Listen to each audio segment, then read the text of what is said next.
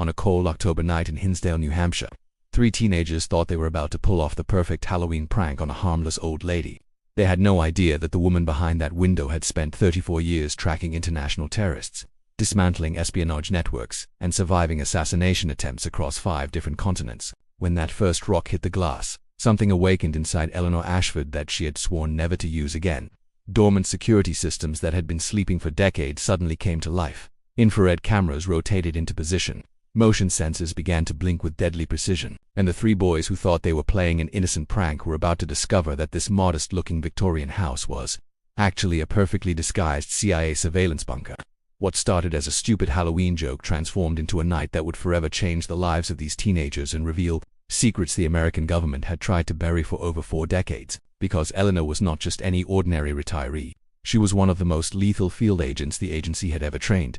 And when you threaten a lioness in her den, she never forgets how to hunt. But here is what nobody expected. This was not going to be a story about revenge or violence. This was going to become something far more powerful, far more unexpected. Because sometimes, the most dangerous weapons are not the ones hidden in basement armories. Sometimes, they are second chances, human connection, and the courage to forgive. How did a simple rock thrown at a window reactivate one of the CIA's most sophisticated defense systems? What did these boys discover that they should never have seen? And why did a woman who had eliminated threats across the globe choose mercy over everything she had been trained to do? Stay with us, because what you are about to hear will challenge everything you think you know about retired spies, small-town America, and the redemptive power of unexpected friendships. Hinsdale, New Hampshire is the kind of town where everybody knows everybody, where the biggest excitement is the annual fall festival, and where secrets are supposed to stay buried. Population barely scraping 3,000 souls. Nestled in the southwestern corner of the state, right along the Connecticut River. The autumn air here smells like maple leaves and wood smoke. The houses are mostly old colonials and Victorians, painted in muted earth tones, with front porches that creak under your weight and gardens that burst with chrysanthemums in October. On Prospect Street, one house stands slightly apart from the others, not because it looks different, but because it feels different. Number 47, a pale yellow Victorian with white trim, 3 stories tall, with a wraparound porch and a garden that is always immaculate but never seems to have anyone working in it. The neighbors call it the Ashford House, though most of them have only met the owner a handful of times in the 27 years she has lived there. Eleanor Ashford is 72 years old. To anyone passing by, she looks exactly like what you would expect from a woman her age, living alone in rural New Hampshire. Silver hair pulled back in a practical bun, reading glasses on a chain around her neck, sensible shoes, cardigan sweaters in neutral colors. She shops at the local grocery store every Thursday morning at exactly 9:15. She picks up her prescriptions at the pharmacy on the 1st of every month. She receives a local newspaper and actually reads it cover to cover with her morning coffee. But if you paid closer attention, if you really watched, you might notice things that do not quite add up. You might notice that Eleanor Ashford never turns her back to a door. You might see that she always sits facing the entrance in the small diner on Main Street, in the corner booth, with clear sight lines to every exit. You might observe that her casual walks around the neighborhood follow specific patterns, always varying her route, always checking her surroundings with a kind of systematic precision that seems unusual for a morning stroll. You would definitely notice the locks. 7 of them on the front door. Not the cheap hardware store variety either, but high-end deadbolts that would not look out of place on a bank vault. The neighbors joke about it. Old Ellie is paranoid, they say with affectionate laughs at the coffee shop. Probably watched too many crime shows. What they do not see are the cameras. Tiny, disguised as decorative elements on the porch, in the eaves, camouflaged within the garden ornaments. What they cannot detect are the reinforced window frames, the bulletproof glass that looks perfectly ordinary, the pressure sensors beneath the porch steps, or the sophisticated alarm system that has redundancies for its redundancies. In the basement of 47 Prospect Street, behind a false wall that looks like ordinary stone foundation, there is a room that Eleanor has not entered in over a decade, a room filled with equipment that should not exist in a small New Hampshire town. Monitors, communications gear, a weapons locker, a go bag that is always packed, and a red phone that has not rung since 19. Eleanor moved to Hinsdale in the fall of 1998, 3 months after her official retirement from the Central Intelligence Agency. She had given them 34 years. 34 years of her life spent in the shadows, doing things that would never appear in any official record, going places that did not exist on any map, becoming people who were never born. Berlin during the Cold War, Beirut during the Civil War, Moscow during the collapse, Pakistan during the rise of extremism. She had been Rebecca in Germany, Nadia in the Middle East, Katerina in Russia. She had been a journalist, a diplomat's wife, a businesswoman, a student. She had been anyone except herself. The agency had offered her the house as part of her retirement package, a new identity, a clean break, a chance to disappear into ordinary American life. They had set her up with a complete backstory, a retired librarian from Connecticut, widowed, no children, looking for peace and quiet in her golden years. They had given her a pension under her new name, handled all the paperwork, created a flawless paper trail going back decades, and they had installed the security measures, just in case. Just in case old enemies came looking. Just in case the past refused to stay buried. For 27 years, Eleanor had lived the quiet life. She had learned to bake apple pies. She had joined the local historical society. She had volunteered at the town library, which gave her cover story a nice touch of authenticity. She had learned the rhythms of small-town life, the gossip at the post office, the politics of the church bake sale, the unspoken hierarchies of who had lived in Hinsdale the longest. But she had never forgotten who she really was. Every morning she ran through mental exercises to keep her skills sharp. She practiced her marksmanship in the soundproof range she had built in her basement. She stayed current on international affairs, reading foreign newspapers online, monitoring situations that pulled at old instincts. She kept her body fit with a rigorous routine that would exhaust people half her age. She maintained contacts, careful and infrequent, with a handful of former colleagues who had also disappeared into American normalcy. The hardest part was not the vigilance. The hardest part was the loneliness. Eleanor had paid a steep price for her career. There had been a husband once, back before the agency consumed her life, Thomas. They had divorced in 1976 when he could no longer handle the absences, the lies, the not knowing if she would come home. There had been a son, Marcus, born in 1973. She had missed his first steps because she was in Prague. She had missed his high school graduation because she was in Damascus. She had missed his wedding because she was in Islamabad and could not break cover. Marcus had stopped calling in 1992. The last time she heard his voice, he told her he was done. Done trying to have a relationship with a ghost. Done pretending he had a mother. He had moved somewhere on the West Coast, changed his phone number, and vanished from her life as completely as she had vanished into her missions. She had tried to find him after retirement, but Marcus had made himself unfindable. He had learned from the best. After all, he was her son. The guilt of that loss was the weight Eleanor carried every single day in her quiet yellow Victorian on Prospect Street. She had saved countless lives in her career. She had prevented terrorist attacks that would have killed thousands. She had protected American interests in the most dangerous corners of the world, but she had lost her own son in the process. That was the trade. That was always the trade. On the evening of October 28, 2025, Eleanor was doing what she did most evenings.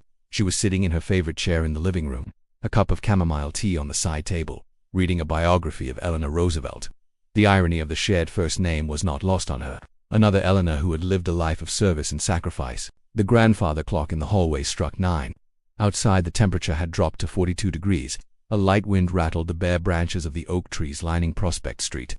Halloween was 3 days away, and the neighborhood kids had already started their pranks. Toilet paper in trees, eggs on windows, doorbell ditching. Eleanor had seen it all before. Small-town teenage boredom expressing itself in harmless mischief. She was not worried about Halloween pranks. She had survived 3 attempted assassinations, a kidnapping, and more firefights than she could count.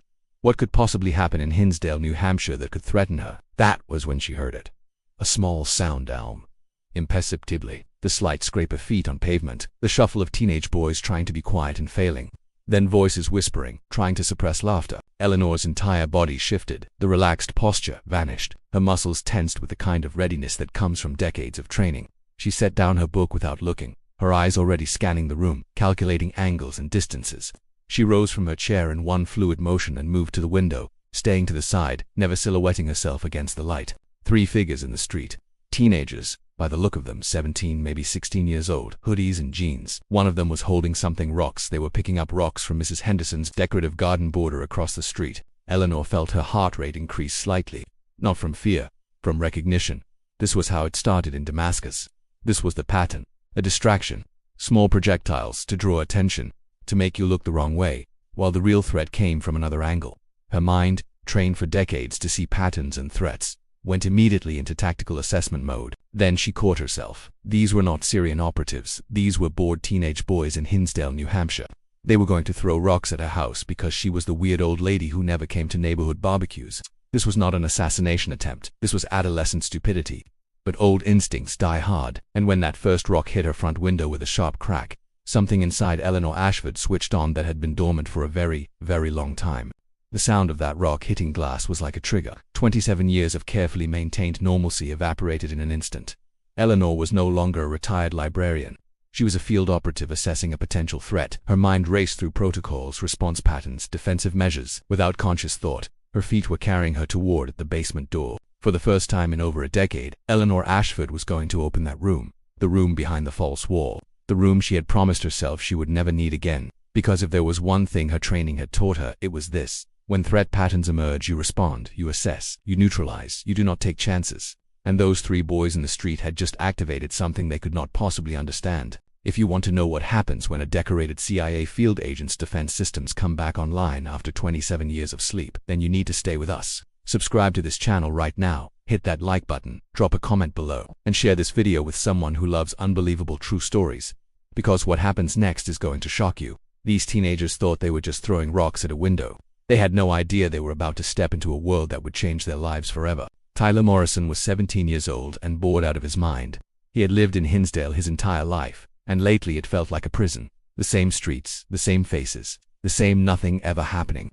His parents ran the hardware store on Main Street. His older sister had escaped to Boston University last year, and Tyler counted down the days until he could do the same. 11 months until graduation. 11 months until freedom. His best friends, Keegan Walsh and Finn Brennan, were equally restless. Keegan was the class clown, always looking for the next laugh, the next thrill.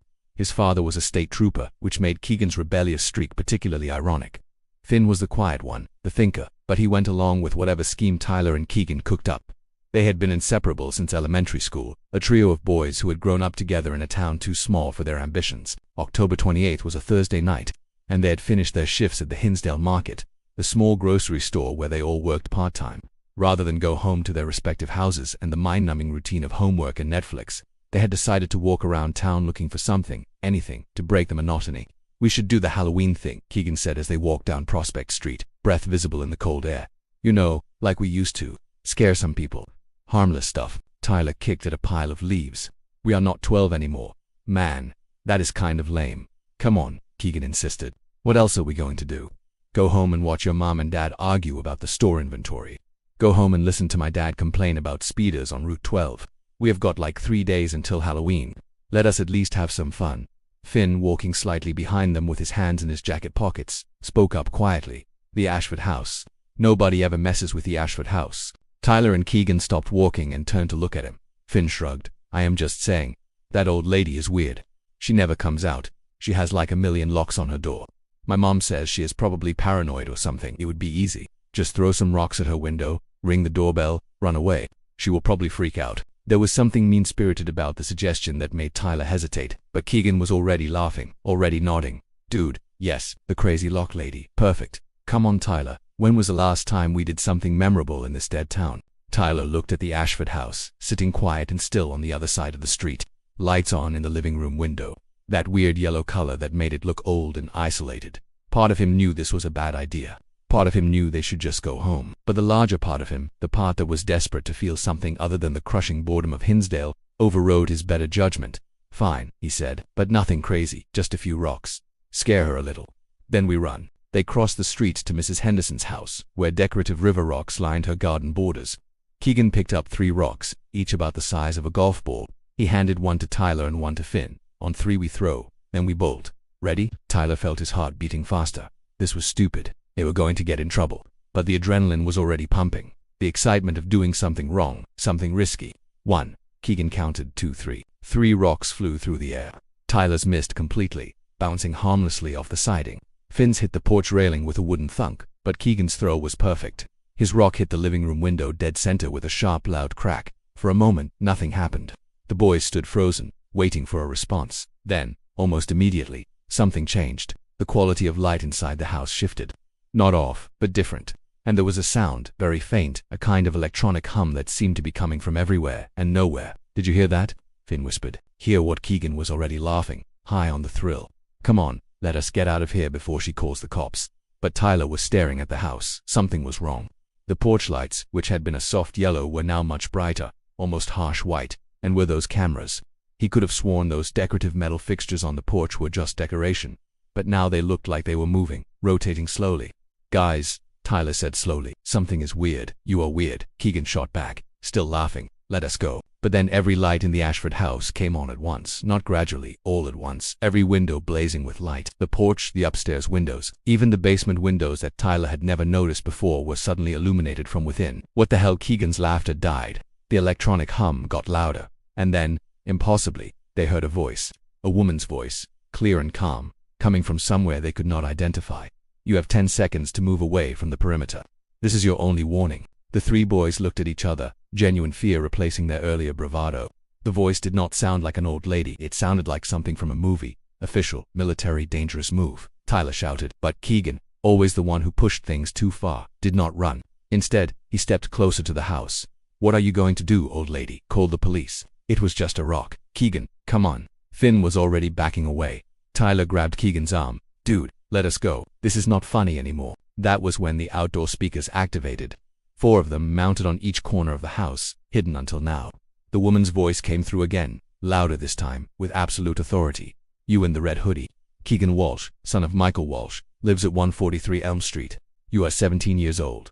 You work at Hinsdale Market. You have a juvenile record for vandalism from 2 years ago. Would you like me to continue? Keegan's face went white. How does she? Tyler Morrison, blue jacket, 160 Oak Drive. Finn Brennan, black hoodie, 227 Maple Avenue. I have identified all 3 of you. I have recorded your faces. I have your complete information. And you have now triggered a security system that is far beyond anything you can imagine. Tyler felt ice in his stomach. This was not right. This was not how old ladies in small towns acted. This was something else entirely. Something wrong. I am going to give you one opportunity. The voice continued. You can run away right now, and I will decide later what to do with the footage I have captured. Or you can come inside, face what you have done, and we can handle this directly. You have 30 seconds to choose. Let us run, Finn said urgently.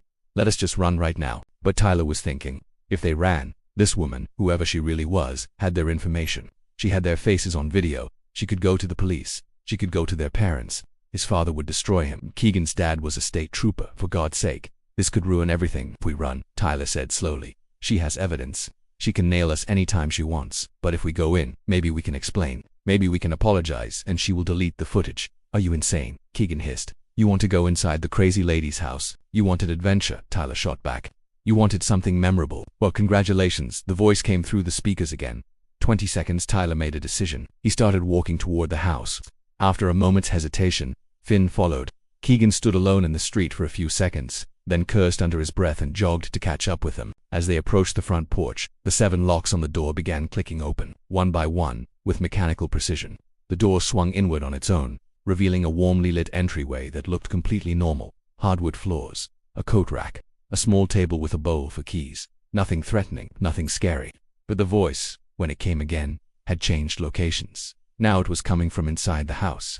Enter, close the door behind you, and do not touch anything. The 3 boys stepped inside. The door closed behind them with a solid thunk, and they heard all 7 locks engage automatically. They were trapped. In the house of a woman who was definitely not just a retired librarian. In a house that had security systems that should not exist in Hinsdale, New Hampshire. Tyler's mouth was dry. His heart was pounding. Keegan looked like he might throw up.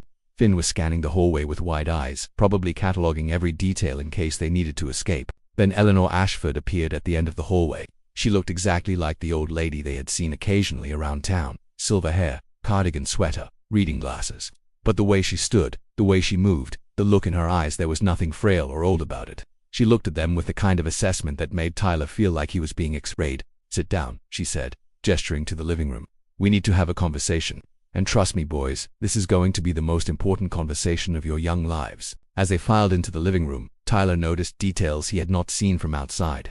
The furniture looked normal, but everything was positioned strategically. Clear sight lines to all entrances, nothing blocking potential exits. And on the mantel above the fireplace, partially hidden behind a family photo, was something that made his blood run cold. A commendation plaque. It was turned face down, but the edge was visible. And on that edge, in small letters, he could just make out 3 words. Central Intelligence Agency. What opinions do you have so far about what you have seen? Are you hooked by this story? Drop your thoughts in the comments. We want to hear from you. Eleanor gestured to the sofa, and the 3 boys sat down like obedient children called to the principal's office. The comfortable, ordinary living room now felt like an interrogation chamber. Eleanor remained standing, positioning herself where she could see both the boys and the front door. Old habits. Do you know why you are here? Eleanor asked. Her voice was calm, almost conversational, but there was steel underneath it. Tyler, as the unofficial leader of the group, spoke up. Look, we are really sorry, it was just a stupid prank. We did not mean any harm. We will pay for the window if it is broken. Eleanor held up one hand, and Tyler fell silent immediately. There was something about the gesture that demanded obedience. You threw rocks at my house, Eleanor said. That, in itself, is not what concerns me. What concerns me is the pattern. 3 approach vectors. 1 primary thrower with 2 flanking positions, calculated to hit a specific window at a specific angle, the same pattern used by Hezbollah operatives in Beirut to initiate home invasions in 1987. The boy stared at her blankly. Keegan found his voice first. Lady, we are just kids from Hinsdale. We do not know anything about Hezbollah or whatever. We were just throwing rocks. Eleanor studied him for a long moment. I know you are just bored teenagers, but my training does not differentiate. When I perceive a threat pattern, my responses are automatic, which is why we are now sitting here having this conversation. Instead of me calling the police, your training. Finn spoke quietly. What training? Eleanor walked to the mantel and picked up the commendation plaque that Tyler had noticed. She turned it over, revealing the full inscription. Eleanor Ashford, Distinguished Intelligence Medal, in recognition of exceptional service to the Central Intelligence Agency, 1964 through 1998. The boys' mouths fell open simultaneously. Keegan recovered first. You are CIA like actual CIA in his... Was Eleanor corrected? I retired 27 years ago. I came here to live a quiet life, to disappear, to become nobody. And for 27 years I succeeded. She set the plaque back down until 3 teenagers activated security systems that I have not used in over a decade. Tyler's mind was racing. The cameras, the voice, the locks, the way you knew everything about us. That is all CIA stuff. Some of it is agency installation, Eleanor said.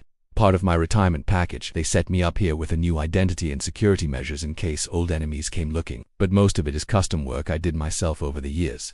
When you spend 3 decades in the intelligence community, you learn that paranoia is not a disorder. It is a survival skill. She sat down in the chair across from them, her posture still alert. Now, here is the situation. I have footage of you throwing rocks at my house. I have identified all 3 of you. I could turn this over to the police. Given that Keegan already has a juvenile record, that would not end well for any of you.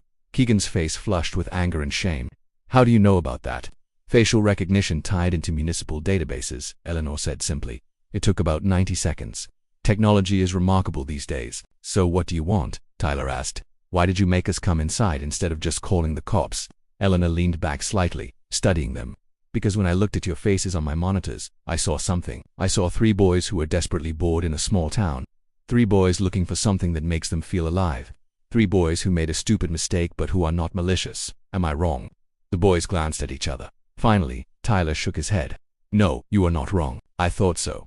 Eleanor stood up. I am going to show you something that almost nobody has seen. And I am going to tell you a story. After that, you will decide what kind of people you want to be. Follow me. She led them through the house to a door that looked like it led to the basement. When she opened it, they saw stairs descending into darkness. Eleanor flicked a switch and lights came on, revealing a normal-looking basement, concrete floor, storage boxes, a water heater. Completely ordinary. But then Eleanor walked to what looked like a support pillar and pressed a specific sequence of points on its surface. With a pneumatic hiss, part of the basement wall slid open, revealing a hidden room. Holy crap, Keegan breathed. The room was straight out of a spy movie. Multiple computer monitors covered one wall, currently dark but clearly sophisticated. Communications equipment that looked military-grade. A weapons locker with a biometric lock. Maps pinned to a corkboard showing cities across the Middle East, Eastern Europe, and Russia.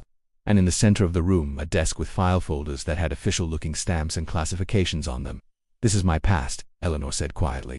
This is who I was before I became the weird old lady on Prospect Street. For the next hour, Eleanor Ashford told them her story. She told them about growing up in a small town in Connecticut in the 1940s, about being recruited by the CIA right out of college in 1964, during the height of the Cold War, about the training that turned her into someone she barely recognized, about the first mission to Berlin, where she posed as a graduate student and gathered intelligence on Soviet military positions. She told them about Beirut during the Civil War, where she ran a network of informants and barely survived a car bomb that killed 3 of her colleagues, about Moscow in the 80s, where she operated under diplomatic cover and photographed classified documents that helped the US understand Soviet military capabilities, about Pakistan in the 90s, where she tracked terrorist financing networks and identified threats before they materialized. She showed them commendations, photos from missions that had been declassified, and scars from injuries she had sustained in the line of duty.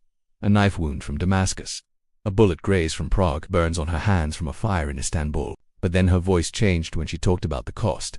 About her husband Thomas, who divorced her because he could not live with a woman who was never really there. who lied about everything, who might die on any random Tuesday in some foreign city and he would never know why. About her son Marcus, who grew up essentially without a mother, raised by nannies in boarding schools while Eleanor saved the world. I missed everything, Eleanor said, and for the first time her voice cracked slightly. First steps, first day of school, baseball games, his high school graduation, his wedding. I missed it all because I was always somewhere else, being someone else, doing things I could never tell him about. She showed them a photo of Marcus, a young man with dark hair and his mother's eyes, wearing a tuxedo, standing next to a woman in a wedding dress. The photo was worn at the edges, handled often. He stopped talking to me in 1992, Eleanor continued. Told me he was done trying to have a relationship with a ghost. I have not heard from him in over 30 years. I do not know where he lives. I do not know if he has children. I do not know if I have grandchildren. That is what this life cost me. The room was silent. Even Keegan, usually unable to stay serious for long, was quiet, staring at the photo. Why are you telling us this? Finn asked softly. Eleanor turned to look at them. Because you need to understand something.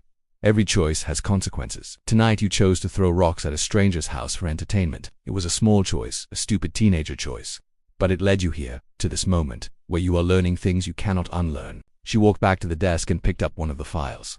I could have called the police. That would have been the easy choice. But that would have consequences for you that you do not deserve for one night of stupidity. Or I could let you go and pretend this never happened. But you would walk away having learned nothing. She closed the file. So I am offering you a third option. I am going to give you a second chance, but not for free. You are going to work for it. You are going to spend the next 6 months proving to me that you understand the value of choices, consequences, and redemption. Tyler sat forward. What does that mean? It means, Eleanor said, that every Saturday for the next 6 months, you are going to come here. You are going to help me with projects around the house. You are going to listen to my stories. You are going to learn things that schools do not teach. And at the end of 6 months, if I believe you have genuinely grown from this experience, I will delete all the footage I have. Your record stays clean. Your futures stay open. And if we say no, Keegan asked, then I call the police right now, Eleanor said simply. And you deal with those consequences. The boys looked at each other.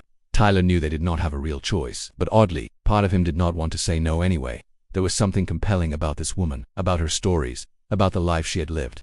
Something that made Hinsdale feel even smaller and his own problems feel even more trivial. We will do it, Tyler said. Eleanor nodded. Good. Be here Saturday morning at 9. Wear clothes you do not mind getting dirty. We have a lot of work to do. As she led them back upstairs and unlocked the 7 deadbolts on her front door, she paused.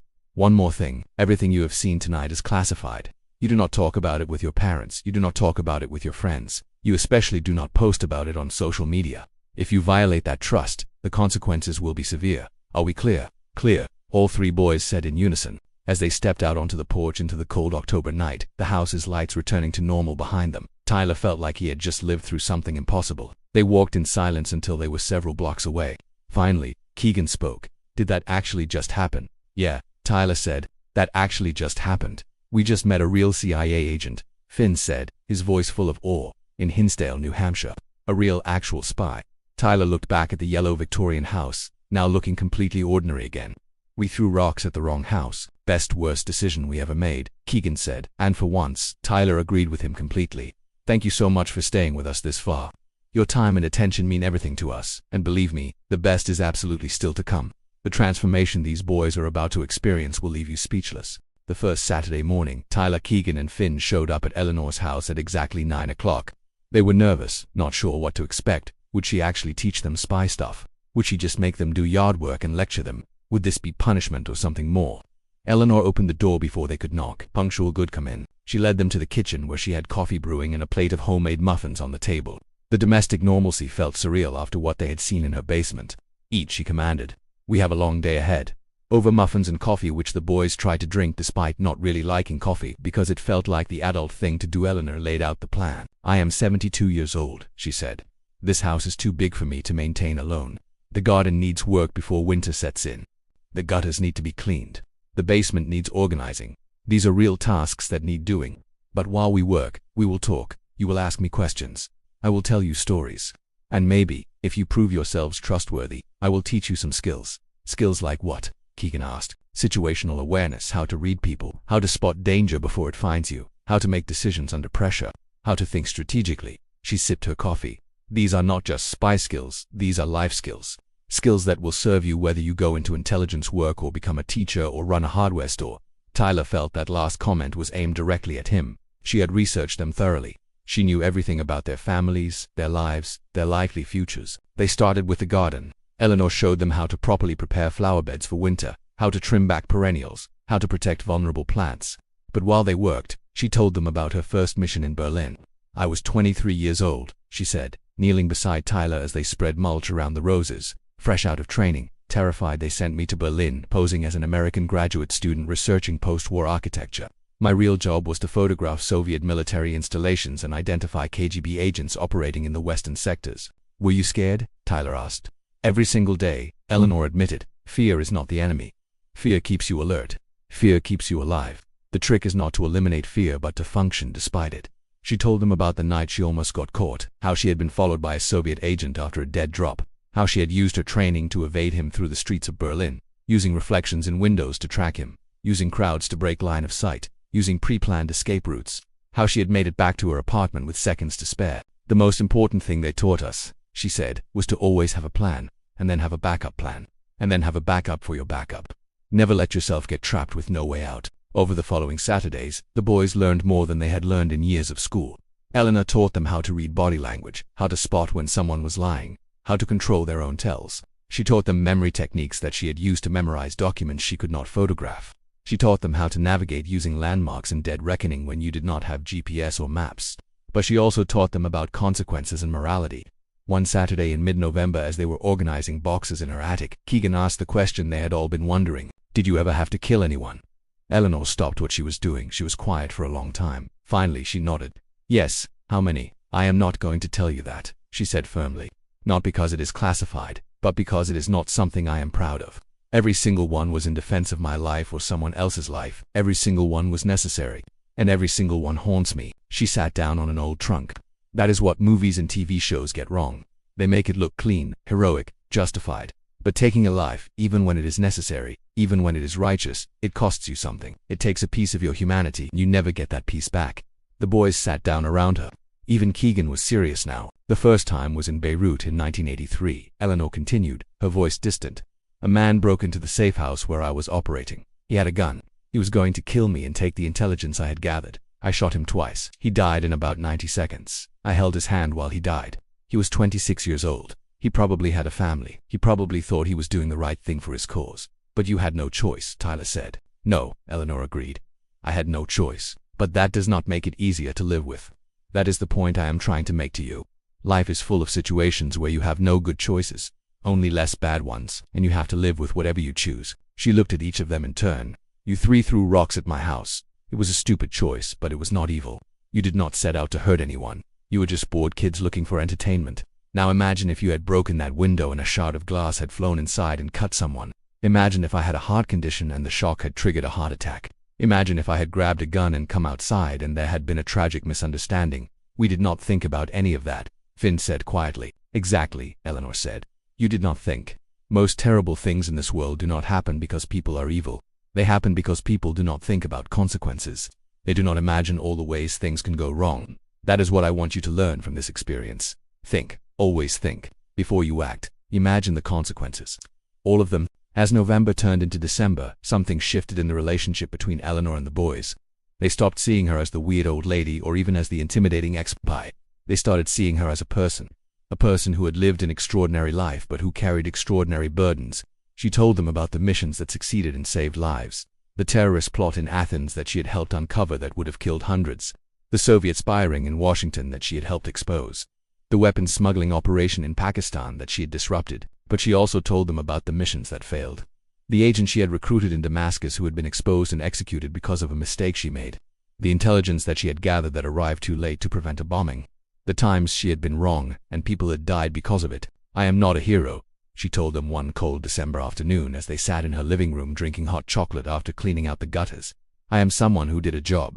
Sometimes I did it well. Sometimes I did not. I saved some lives. I lost others. I made choices that seemed right at the time and turned out to be disasters.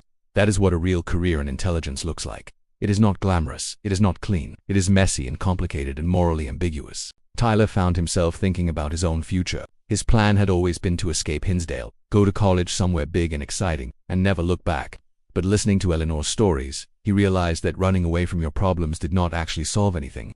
Eleanor had run from her past by hiding in Hinsdale, but her past had caught up with her anyway, in the form of 3 stupid teenagers throwing rocks. One Saturday in mid-December, Finn asked the question that had been hovering over all their conversations. Do you regret it? Your career? Would you do it again if you could go back? Eleanor was quiet for a long time, staring out the window at the snow-covered street. I regret what it cost me, she finally said.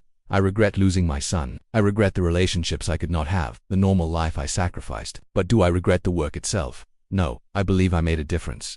I believe the world is a slightly safer place because of things I did. Whether that was worth what I paid, she shook her head. I honestly do not know. Ask me when I am on my deathbed. As Christmas approached, Eleanor surprised them. I have an assignment for you. Your final project. You could say what kind of assignment, Keegan asked. I want you to find my son. The boys stared at her. Tyler spoke first. Your son Marcus. Marcus James Ashford, Eleanor confirmed. Last I knew, he was living somewhere on the West Coast. That was 33 years ago. I have not tried to find him because I assumed he would not want to be found. But you 3 have made me think about second chances, about the importance of family, about not letting pride or fear prevent you from trying to make things right. She handed Tyler a folder. This is everything I have.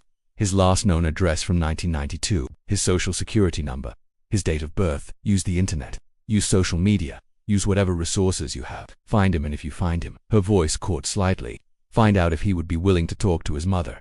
Even if the answer is no. I need to know.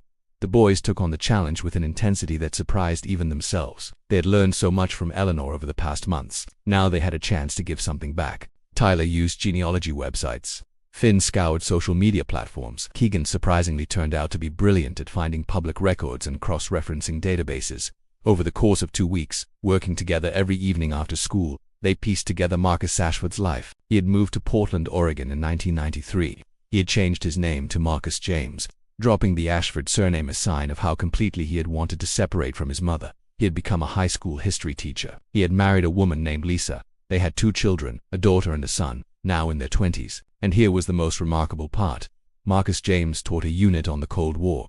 He was fascinated by intelligence history. His students raved about him online. He was known for making history come alive with stories and details that made it feel real and relevant. He became a teacher, Tyler said to Eleanor when they presented their findings. He teaches about the stuff you actually lived through. Eleanor's hands trembled as she looked at the printouts they had prepared. Photos of Marcus from the school website, articles about awards he had won, social media posts about his family, her son after 33 years. He looks so much like his father, she whispered. And those are my grandchildren. I have grandchildren. Do you want us to reach out to him? Finn asked gently. Eleanor took a deep breath. Yes, but carefully. Send him a message. Tell him that someone from his mother's past is trying to reach him. Do not pressure him. Just see if he responds. Tyler created a carefully worded email from a new account. He explained that they were students working on a project about Cold War intelligence, that they had come across Eleanor Ashford's name in their research, that they understood Marcus might not want to be in contact with his mother, but if he was willing, she would like to talk. No pressure, no expectations. Just an offer. They sent it 2 days before Christmas, and then they waited. The answer came on Christmas Eve. Marcus had responded, "Tell my mother I will call her on Christmas Day at 2 o'clock Eastern Time," and tell her the email paused. Tyler imagined Marcus struggling with what to say next. Tell her I have questions, a lot of questions, but tell her I am willing to listen. When Tyler called Eleanor to tell her, she cried. It was the first time any of them had seen her cry. This woman who had faced down terrorists and survived assassination attempts and lived a life of incredible danger, she cried because her son was willing to talk to her. "Thank you," she told them. "Thank you for giving me a second chance I did not know I needed. Thank you for being stupid enough to throw rocks at my window. Thank you for teaching an old spy that redemption is possible. We are almost at the end of this incredible story, but please stay until the very end to see how everything concludes. If you have made it this far, it means you are truly invested in this journey. So show your support by subscribing to this channel and hitting that like button. We have so many more emotional and powerful stories coming your way, and you do not want to miss a single one." Christmas Day 1998 was cold and clear. Eleanor asked the boys to be at her house at 1:30. She needed support, she said. She was terrified. They arrived to find her dressed nicely, her hair done, makeup applied carefully. She had set up a video call on her laptop, a concession to modern technology that she had resisted until now. The computer sat on her dining room table, positioned so Marcus would see her but also see the comfortable, normal home she had created. At exactly 2 o'clock, the call came through. Eleanor's hand shook as she clicked to answer. The screen filled with the image of a man in his early 50s, with graying dark hair in Eleanor's eyes. Marcus, her son, after 33 years. For a long moment, neither of them spoke. They just looked at each other across the digital divide. across decades of separation and hurt. "Hello, Marcus," Eleanor finally said, her voice barely above a whisper. "Hello, Mom." The words sounded strange coming from him, rusty from disuse. "You look so much like your father. I am told I have your eyes." Marcus seemed to steel himself. "I got your message. Or rather, I got the message from some teenagers who apparently tracked me down. That is quite a skill set. Did you teach them that?" "In a way," Eleanor admitted. "They are good kids who made a mistake and are making up for it. They reminded me that it is never too late to try to fix things you thought were broken beyond repair." Marcus nodded slowly. "I have so many questions. Where do I even start?" "Start anywhere," Eleanor said. "I will answer anything you want to know." For the next 3 hours, mother and son talked. Marcus asked about the missions Eleanor could discuss, about why she made the choices she made, about whether she understood how much her absences had hurt him, about whether she had any regrets. Eleanor answered honestly. She did not make excuses. She did not try to justify the unjustifiable. She simply told the truth. Yes, she understood the damage she had caused. Yes, she had regrets that haunted her every day. Yes, she had prioritized her work over her family, and that had been a mistake, even if she believed the work itself was important. "I cannot change the past," Eleanor told him. "I cannot give you back the mother you deserved. But if you are willing, I would like to try to be part of your life now. I would like to meet my grandchildren. I would like to know who you became despite my failures." Marcus was quiet for a long time. "Lisa, my wife, she has been encouraging me to deal with this for years. She thinks I have unresolved issues. She is probably right. She sounds wise." "She is." Marcus smiled slightly. "Our kids, Emily and Ryan, they do not know much about you. I told them my mother and I were estranged, that is all. But Emily is studying international relations in college. She would probably lose her mind if she knew her grandmother was a CIA agent," was Eleanor corrected gently. "I am just a retired lady living in a small town now with high-tech security systems and teenage apprentices apparently." Marcus actually laughed. "Mom, your life is so weird, I know." Eleanor laughed too, and some of the tension broke. They did not solve everything in one conversation. 33 years of separation could not be healed in 3 hours, but they agreed to keep talking. Weekly video calls, sharing photos and stories. Slow steps toward rebuilding something that had been shattered decades ago. Marcus agreed to visit in the spring, to bring Lisa and the kids to see where his mother had been hiding all these years, to meet the 3 teenagers who had somehow catalyzed this reunion. When the call ended, Eleanor sat at her dining room table and cried again. But this time they were different tears, not tears of loss, but tears of unexpected hope. Tyler, Keegan, and Finn, who had been sitting quietly in the living room during the call, came into the dining room. Eleanor looked up at them and smiled through her tears. "You did this," she said. "You 3 boys who thought you were just throwing rocks at a window. You changed my life. You gave me back my son." "We just sent an email," Tyler said, uncomfortable with the gratitude. "No," Eleanor said firmly. "You did much more than that. You reminded me that hiding from your past does not heal it. You showed me that redemption requires action, not just remorse. You 3 have learned your lesson about consequences and choices. But you also taught me one. And that is a fair exchange." Over the following months, the relationship between Eleanor and the boys continued to evolve. The 6-month sentence she had originally imposed ended, but they kept coming back. Not because they had to, but because they wanted to. Eleanor had become something between a teacher, a mentor, and a grandmother to them. She helped Tyler prepare for college applications, using her skills in strategic thinking to help him craft essays that stood out. She helped Keegan channel his rebellious energy into productive directions, even connecting him with a friend from the agency who ran outdoor adventure programs for at-risk youth. She helped Finn overcome his shyness by teaching him confidence techniques she had used when operating undercover. In return, they helped her reconnect with the modern world. They showed her social media, helped her set up accounts to stay connected with Marcus and her grandchildren. They introduced her to neighbors, helping her become less of a mysterious recluse and more of a valued community member. They even convinced her to volunteer at the high school, where she gave occasional lectures on history and international relations that left students mesmerized. When Marcus and his family visited in May, it was the boys who helped Eleanor prepare. They helped her clean the house obsessively. They helped her cook meals. They were there when the family arrived, providing a buffer of comfortable activity that eased the initial awkwardness. Emily and Ryan, Eleanor's grandchildren, were indeed fascinated by her past. Within the limits of what was still classified, Eleanor shared stories that brought history textbooks to life. Emily peppered her with questions about the Cold War, about intelligence tradecraft, about what it was like to be a woman in a male-dominated field in the 60s and 70s. Ryan, who was studying computer science, was fascinated by the security systems Eleanor had maintained. She showed him under strict secrecy agreements some of the technology in her basement. His eyes lit up with the same excitement Tyler, Keegan, and Finn had felt months earlier. Lisa, Marcus's wife, took Eleanor aside on the second day of their visit. "I do not know what happened with those 3 boys," she said. "Marcus told me the story, but whatever it was, I am grateful. He has been carrying anger about you for decades. This visit, this reconnection, he needed it. We all needed it. Those 3 boys threw rocks at my window, Eleanor said. It was the best thing that happened to me in 27 years. The visit lasted a week by the end. Hugs came naturally.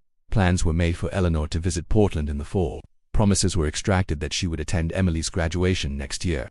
The family that had been broken was not completely healed, but it was being rebuilt. One conversation and one visit at a time. On the last evening of the visit, Eleanor hosted a dinner. Marcus and his family, Tyler and his parents, Keegan and his parents, Finn and his parents. The house that had been so quiet and isolated for decades was suddenly full of life, full of voices, full of laughter. Mr. Morrison, Tyler's father, approached Eleanor after dinner. "I do not know what you did with these boys," he said, "but Tyler is different, more focused, more thoughtful, more mature." "Thank you," Eleanor smiled. "Your son did me a much bigger favor than I did him. Trust me on that." When everyone had gone home and the house was quiet again, Eleanor walked through the rooms, seeing them differently now. This was no longer a hiding place. This was no longer a bunker where she waited for threats that never came. This had become a home, a real home, filled with connections and purpose and a future she had not thought possible. She went down to the basement one final time, the hidden room behind the false wall. She looked at the monitors, the equipment, the remnants of her past life, and then she began to dismantle it. Not all of it. Some things were still necessary for basic security. But the extreme measures, the systems that turned her house into a fortress, those could go. She was done hiding. She was done living like an operative in the field. She was done letting her past define her present. Tyler, Keegan, and Finn graduated from high school the following year. Eleanor attended all 3 ceremonies, clapping loudly when each of them received their diplomas. Tyler was accepted to Boston University. Keegan got into an outdoor leadership program in Colorado. Finn was heading to MIT for computer engineering. The night before they each left for their new lives, they came to Eleanor's house one final time. They sat in her living room, the place where their strange journey had begun, and talked about what it all meant. "Do you think we would have ended up in different places if we had not thrown those rocks?" Keegan asked. "Maybe," Eleanor said, "maybe not. But I like to think that what you learned here gave you tools to navigate whatever comes next. Life is going to throw challenges at you, unexpected problems, difficult choices. When that happens, I want you to remember what we talked about. Think about consequences. Think about patterns. Think about what kind of person you want to be, and remember that it is never too late to fix your mistakes." Tyler added. "Exactly," Eleanor agreed. "Look at me. I spent 33 years estranged from my son because I was too proud or too scared or too convinced that I had destroyed that relationship beyond repair. 3 teenagers throwing rocks at my window led me back to my family. Life is strange and unexpected and full of second chances if you are brave enough to take them." She gave each of them a gift as they left.